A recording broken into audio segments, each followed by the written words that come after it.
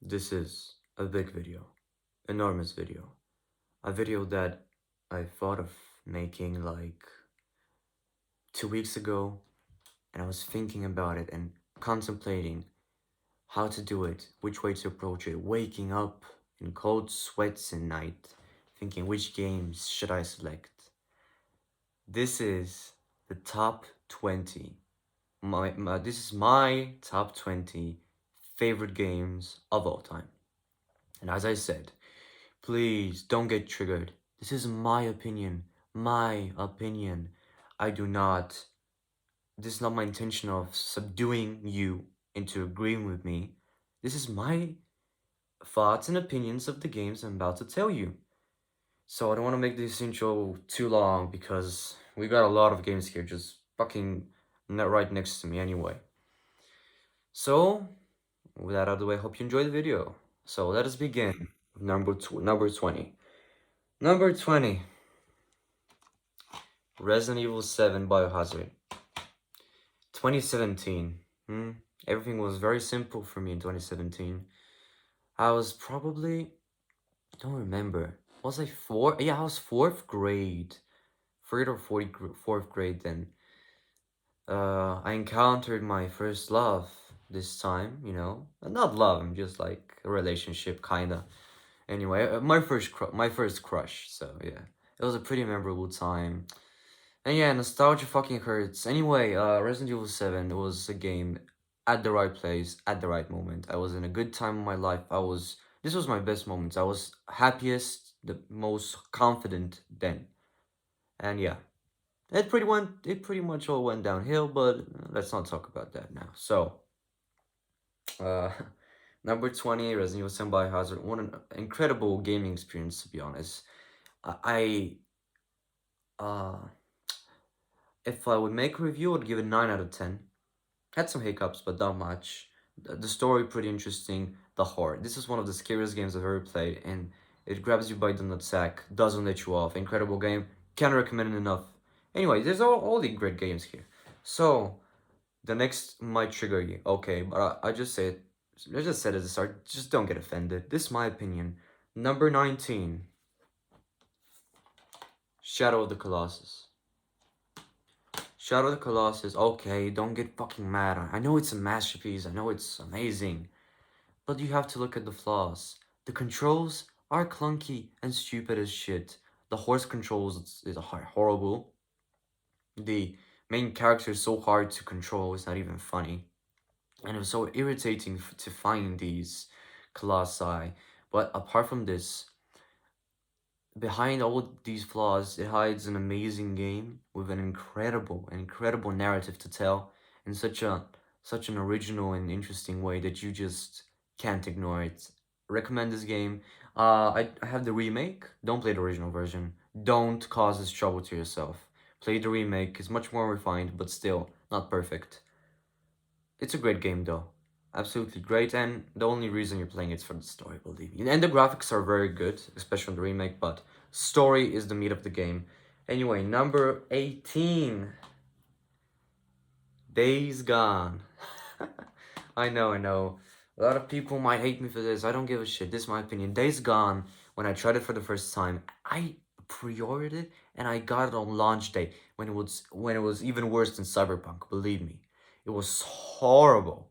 So many bugs, so many glitches, so many crashes. Not they were game breaking crashes, but they were like free crashes that I crashed and absolutely deleted everything.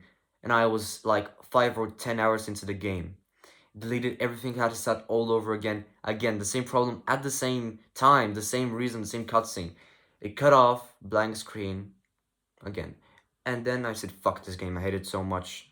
And I didn't even finish it. That was the sad part. Then I got a PS5, and the game was much refined, 60 FPS, 4K, all of the bullshit. And I said, I'm gonna give it a try. Oh my god, I played a different game. I just played a different game. Everything was so great.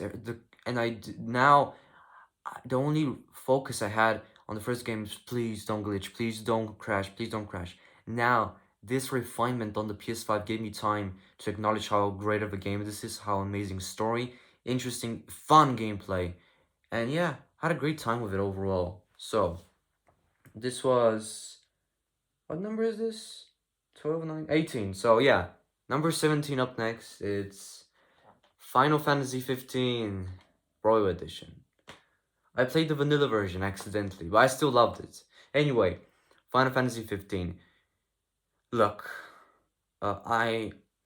By the way, this is my rule. I'm not gonna include multiple games of a franchise, only one. But Final Fantasy, isn't connected. It's like a whole different game. So for Final Fantasy, it doesn't count. Okay, it doesn't count. So I love the story. The four boy band protagonists, amazing. Can't get enough of them. Amazing story. Great romance story as well. And yeah, a pretty impactful and emotional ending. This game nearly made me cry. And yeah, Final Fantasy at its peak. That's what it is. Can't recommend it enough. It's a great game. Buy the Royal Edition because it's much more refined than the vanilla one. But anyway, number 16 is, I'm gonna cheat. I'm gonna include two games: Spider-Man Miles Morales and Spider-Man 2018. They're equally good. You can just put either of them on this list, or is it gonna be the first one or Miles Morales? They're both equally great. PlayStation exclusives, Insomniac at its best. I recommend both of them. They both shocked me. I never even thought that a good Spider-Man game would exist in our universe. I was I was fucking mesmerized by both games. So put whatever you like, Miles Morales or one. Who gives a shit anyway? Uh, how many games? One, two, three. So let me just get check for a second. Okay, number 15. Sorry, I just get caught in that. Number 15, Horizon Zero Dawn. Okay, I really thought this game would be even more down to this list because the ending was so good. Aloy as a protagonist is fucking amazing. If I would give a score to this game, I would give it 9.6. Great game, great story, great protagonist, as I said, great villains, to be honest. Great characters, great story. And it was a bit repetitive at times, but nonetheless, great game. Can't wait for Forbidden West.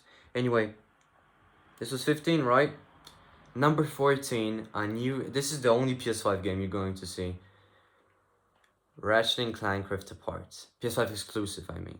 Ratchet and Clank Rift Apart is like Indiana Jones, the first Indiana Jones. Was it, I forgot his name anyway. Uh, it's just revolutionary. It revolutionized gaming in general. Insomniac just took an amazing leap for gaming and for technology overall. But the problem is that all of the greatness of the graphics and the gameplay might overshadow what is a great story, great characters, great pacing. It did get repetitive sometimes, I'm not gonna lie, but overall, great experience. I would give it 9.5 or 6 as well. And didn't overstay its welcome. It was a 15-hour game. I finished it in 20 hours because I went for the platinum, and it was a very fun experience. I love this game. So yeah, let me just see. Hmm.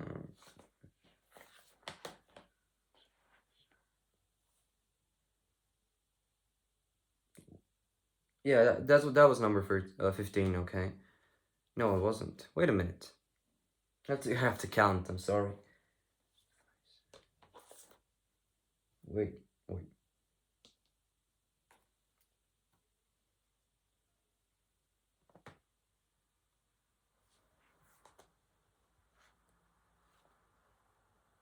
This was Ratchet and Clank was number 14. Number 13. Finally got to it. Fuck me dizzy. Okay. No,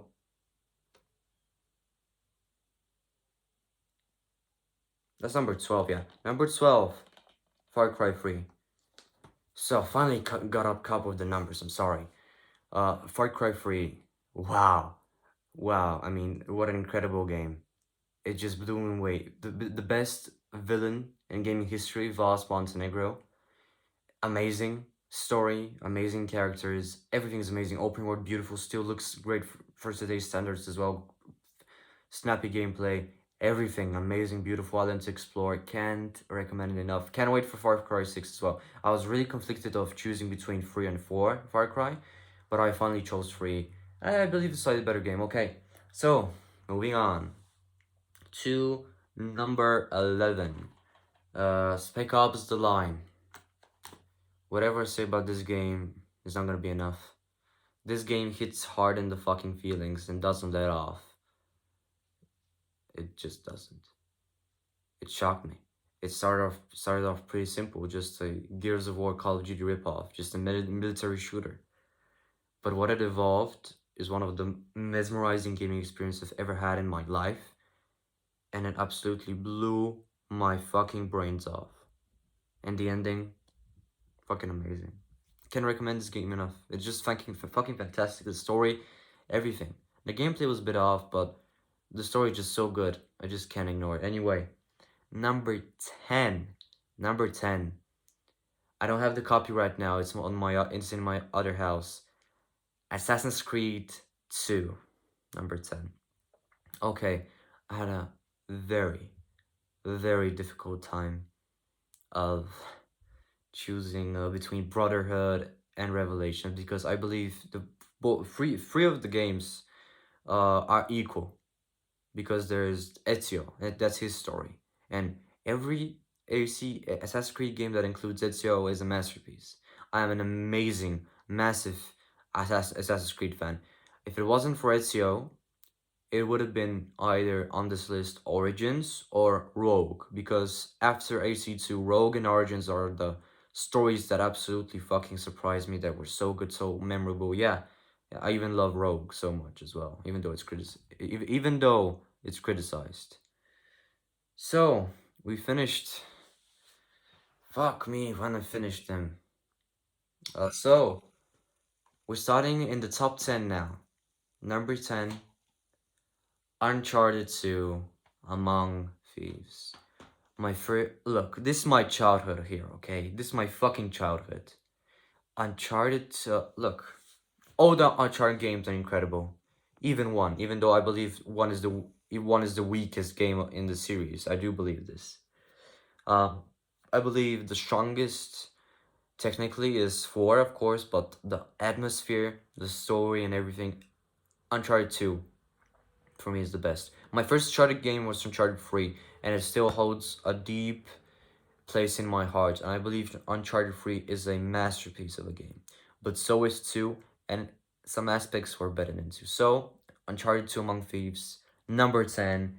So, we're getting into number 9. It's closer. Number 9 is a. It was so hard to make because there were so many good games, but I had to do it, okay? Number 9. Nier Replicant. Yeah, I'm sorry. I'm sorry. It's so low down the list. I'm sorry, but look, just the other games are truly masterpieces. This one too is a masterpiece, but I can't. If it wasn't for the reading sections of the game, the book sections, if it wasn't for some repetitiveness in the missions, this game would have been much down the list. But these two issues hold it down. Uh, Between the other games I'm going to introduce you to. But I believe Nier Replicant is a masterpiece. I made a review on it. You can watch it. I recommend you watch the review. And the game is incredible, okay? 10 out of 10, either way. It's a masterpiece. Apart from these two things. So, number 8.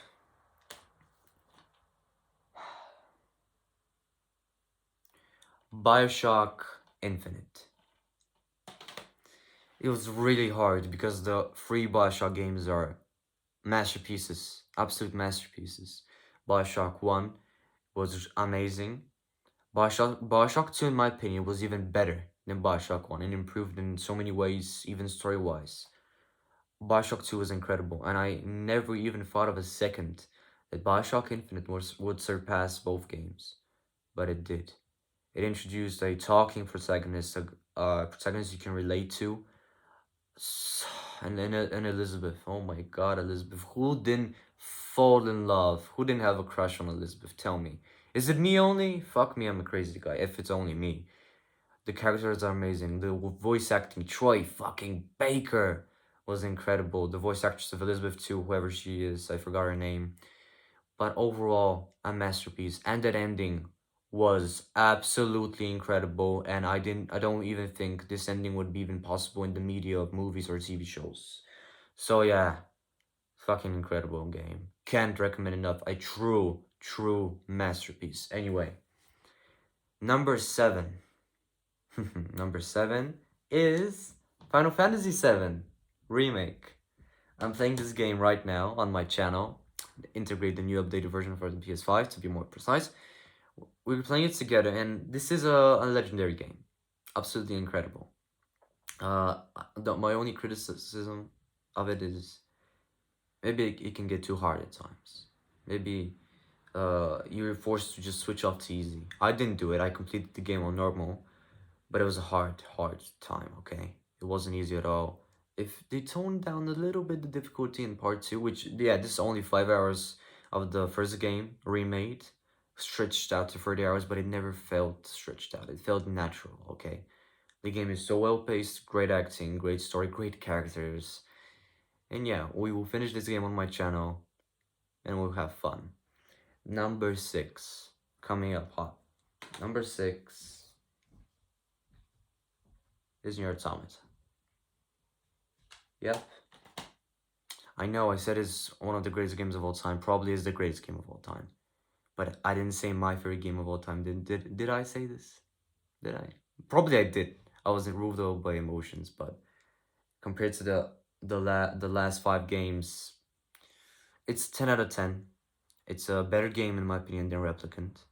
It shocked me what games can accomplish through storytelling. It was just an overall masterpiece, nothing to be said. Great characters, amazing. It made me cry like a bitch as well. Amazing game. Moving on though, have to move on. It's already too long of a video. Number 5. The Last of Us. Yeah, not The Last of Us 2. Because this game was fucking horrible. The Last of Us 1, even though its destiny may be ruined by now by The Last of Us 2 and potentially The Last of Us 3, this game will always be remembered as one of the greatest games ever made.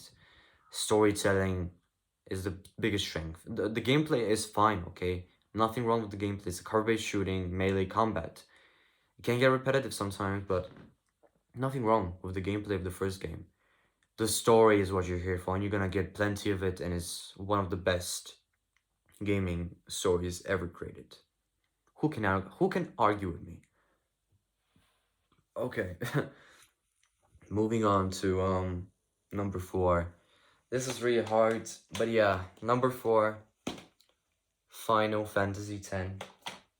I made a video on this game on my channel that this is one of the amazing piece of art ever created. And yeah, wow. 10 out of 10 truly. And if it wasn't, look, the Final Fantasy games sometimes they are just too hard. Okay, they're just too damn fucking hard. Nothing wrong with them, but they're just too hard sometimes. But Final Fantasy X has the best characters, best story, best pacing, best world and lore building I've seen in a Final Fantasy game before.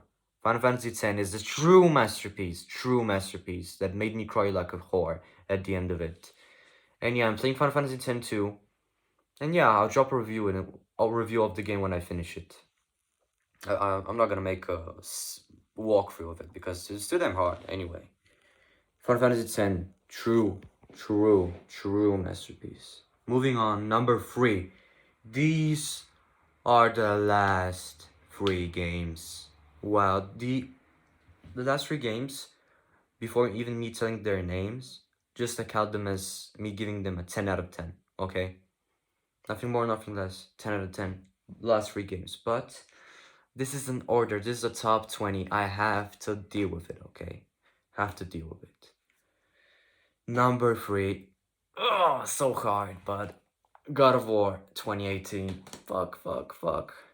Listen, God of War is my childhood. I grew up with these games. I know it's sick. I know it's wrong, but I loved them. I loved every second of them. I loved God of War 1, 2, and especially God of War 3. And after God of War 3's ending, I said, that's it. they're never gonna make a sequel to this game ever again. And I was wrong. Cory Barlog just revived the God of War franchise for good, and in the right way.